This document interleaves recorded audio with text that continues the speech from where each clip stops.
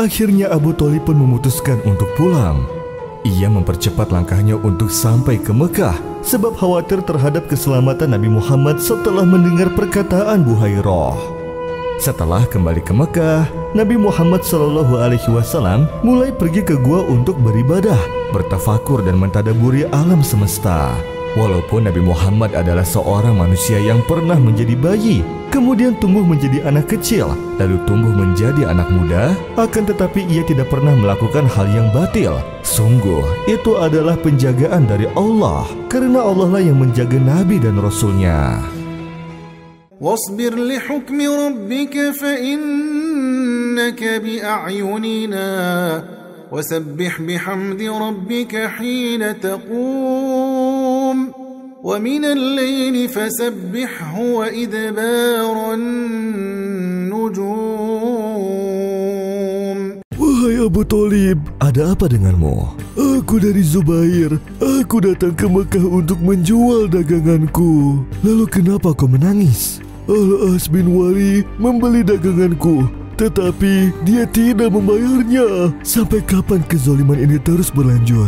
Para pembesar Quraisy berkumpul untuk membahas permasalahan ini. Berkumpullah pembesar-pembesar dari Bani Hashim dan Bani Abdul Muthalib dan Taim bin Murrah. Mereka bersepakat dan melakukan perjanjian sumpah agar tidak ada lagi yang terzalimi di kota Mekah. Perjanjian itu dinamakan Hilful Fudul. Perjanjian ini disaksikan oleh Nabi Muhammad SAW. Setelah diangkat sebagai Rasul, ia berkata, "Sungguh, aku telah menyaksikan sebuah perjanjian kesepakatan di rumah Abdullah bin Jud'an. Aku lebih menyukai perjanjian kesepakatan tersebut daripada memiliki unta merah. Seandainya aku diajak untuk menyepakati perjanjian ini di masa Islam, aku pasti akan menyambutnya." أنزلنا عليك الكتاب إلا لتبين لهم الذي اختلفوا فيه وهدى ورحمة لقوم يؤمنون. Dan ini menandakan bahwa Nabi Muhammad SAW selalu berjuang untuk mencapai nilai-nilai agung dan menyebarkannya kepada seluruh manusia sebelum ia diangkat sebagai Nabi. Di kota Mekah, ada seorang wanita bernama Khadijah binti Huwailid.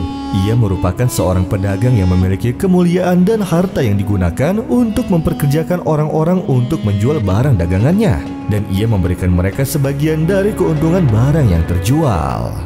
Maka ketika sifat jujur, akhlak mulia dan amanah Rasulullah terdengar sampai ke telinga Khadijah, maka Khadijah pun mengutus seseorang untuk menemui Nabi Muhammad. Sayyidah Khadijah menawarkan pekerjaan kepada Nabi Muhammad untuk pergi berdagang menggunakan modal dari Sayyidah Khadijah menuju ke negeri Syam. Maka Nabi Muhammad SAW pun menerima tawaran itu. Pada zaman itu, terdapat adat kebiasaan buruk yang menyebar di kalangan bangsa Arab, seperti mengubur hidup-hidup anak perempuan, membunuh anak-anak karena takut miskin. Sebelum diutus sebagai Nabi, Nabi Muhammad SAW tidak ikut melakukan kebiasaan orang-orang Arab ketika itu. Beliau tidak meminum khamr, tidak pula memakan makanan yang dipersembahkan untuk berhala. Ia juga tidak pernah menghadiri perayaan menyembah berhala. Beliau diliputi oleh penjagaan Allah. Dan setelah Nabi Muhammad SAW mengambil barang dagangan Sayyidah Khadijah, beliau memimpin rombongan pedagang lainnya menuju Syam. Beliau juga ditemani oleh Maisyarah, pembantu Sayyidah Khadijah. Sesampainya di pasar negeri Syam, indahnya akhlak pria ini.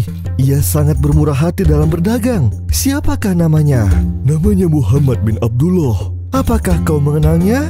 Tentu, beliau berasal dari Bani Hashim. Abu Thalib merupakan pamannya. Beliau dikenal dengan kejujuran dan sifat amanahnya karena dia memiliki akhlak mulia dan dapat dipercaya dalam segala hal. Nabi Muhammad pun melakukan transaksi jual beli di pasar itu. Lalu ia kembali ke Mekah. Ketika matahari sangat terik, Maisarah melihat awan menaungi Nabi Muhammad SAW. Ketika rombongan itu sampai di Mekah, Maisarah pun bergegas menghampiri Khadijah untuk memberitahu apa yang terjadi di perjalanan. Tuanku Khadijah, di perjalanan ketika cuaca menjadi sangat panas, aku melihat awan menaungi Muhammad dan mengikutinya kemanapun ia pergi. Akhirnya Sayyidah Khadijah mendatangi Warokoh untuk menanyakan hal itu. Warokoh adalah sepupu Sayyidah Khadijah. Ia beragama Nasrani. Ia telah membaca kitab-kitab Samawi dan ia sudah mengetahui tentang kabar kedatangan seorang nabi terakhir.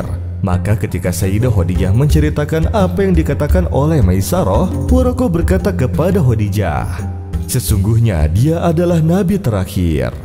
وَإِذْ قَالَ عِيسَى ابْنُ مَرْيَمَ يَا بَنِي إِسْرَائِيلَ إِنِّي رَسُولُ اللَّهِ إِلَيْكُمْ مُصَدِّقًا لِمَا بَيْنَ يَدَيَّ مِنَ التَّوْرَاةِ وَمُبَشِّرًا بِرَسُولٍ يَأْتِي مِنْ بَعْدِ اسْمُهُ أَحْمَدَ فلما جاءهم بالبينات قالوا هذا سحر مبين. Ketika itu, para pembesar dan petinggi bangsa Arab banyak yang datang melamar Sayyidah Khadijah, tapi tidak seorang pun yang dia terima lamarannya. Maka Khadijah pun mencurahkan isi hatinya kepada sahabatnya, Nafisah binti Munabih. Lalu Nafisah pun mendatangi Nabi Muhammad SAW demi membuka peluang kepada Nabi Muhammad untuk menikahi Khadijah. Dan Nabi Muhammad pun setuju. Lalu beliau pun memberitahu paman-pamannya. Maka paman-paman Nabi Muhammad mendatangi paman Khadijah dan melamarnya. Dan pada akhirnya Nabi Muhammad dan Sayyidah Khadijah pun menikah. Ketika itu, kabilah-kabilah Arab memutuskan untuk menghancurkan Ka'bah, lalu mendirikan ulang bangunannya sebab kerusakan yang terjadi pada Ka'bah. Dan ketika bangunan telah selesai, mereka berselisih pendapat tentang siapa yang akan meletakkan Hajar Aswad di tempat semula. Kamilah yang akan meletakkan Hajar Aswad ini. Tidak, kamilah yang lebih berhak meletakkannya. Jadikanlah orang yang pertama kali masuk pintu masjid ini sebagai orang yang memutus masalah yang kalian perselisihkan. Baiklah, tidak masalah. Lihatlah, itu adalah Muhammad. Tidak salah lagi, itu adalah Muhammad.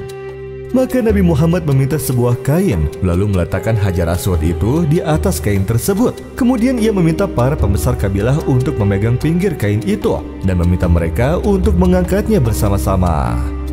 Sesampainya di tempat semula, Hajar Aswad pun ditempatkan langsung oleh Rasulullah. Dari kejadian inilah mulai terlihat tanda-tanda kenabiannya dan wahyu pun mulai turun. Permulaan wahyu yang datang kepada Rasulullah SAW adalah dengan mimpi yang benar dalam tidur, dan tidaklah ia bermimpi kecuali datang seperti cahaya subuh. Kemudian beliau dianugerahi kecintaan untuk menyendiri, lalu beliau memilih Gua Hiro untuk beribadah di malam hari. Ia mempersiapkan bekal untuk beribadah, dan ketika perbekalannya habis, beliau kembali ke rumah untuk mempersiapkan bekal. Nabi Muhammad membeli seorang budak bernama Zaid bin Haritsah. Kemudian beliau membebaskannya dan memberikannya pilihan antara menetap bersamanya atau kembali kepada ayahnya. Aku adalah Zaid bin Haritsah. Orang-orang menyebutku Zaid bin Muhammad. Kau telah dibeli oleh Muhammad dan kau diberikan pilihan antara tinggal dengannya atau kembali kepada ayahmu. Dan aku memilih untuk tinggal bersamanya. Aku mendapati Muhammad sebagai orang yang setia dan memiliki kasih sayang yang tinggi, dan kau telah menjadi Zaid bin Muhammad. Aku menemukan banyak sifat mulia yang tidak pernah kudapati pada diri orang lain. Dan di saat Nabi Muhammad menyendiri untuk bertafakur di Gua Hiro, ia menceritakan bahwa di saat aku tidur, malaikat Jibril mendatangiku dengan membawa sebuah buku, lalu ia berkata, "Bacalah." Aku berkata, "Aku tidak bisa membaca." Nabi SAW menjelaskan, maka malaikat itu memegangku dan memelukku sangat kuat hingga aku mengira itu adalah malaikat kematian. Kemudian ia melepaskanku dan berkata lagi, "Bacalah." Beliau menjawab, "Aku tidak bisa membaca." Maka malaikat berkata, "Bacalah dengan menyebut nama Tuhanmu yang menciptakan. Dia telah menciptakan manusia dari segumpal darah. Bacalah, dan Tuhanmu lah yang maha pemurah, yang mengajar manusia dengan perantara pena. Dia mengajar kepada manusia apa yang tidak diketahuinya." Iqra' bismi rabbikal ladzi khalaq. Khalaqal insana min 'alaq. اقرأ وربك الأكرم الذي علم بالقلم علم الإنسان ما لم يعلم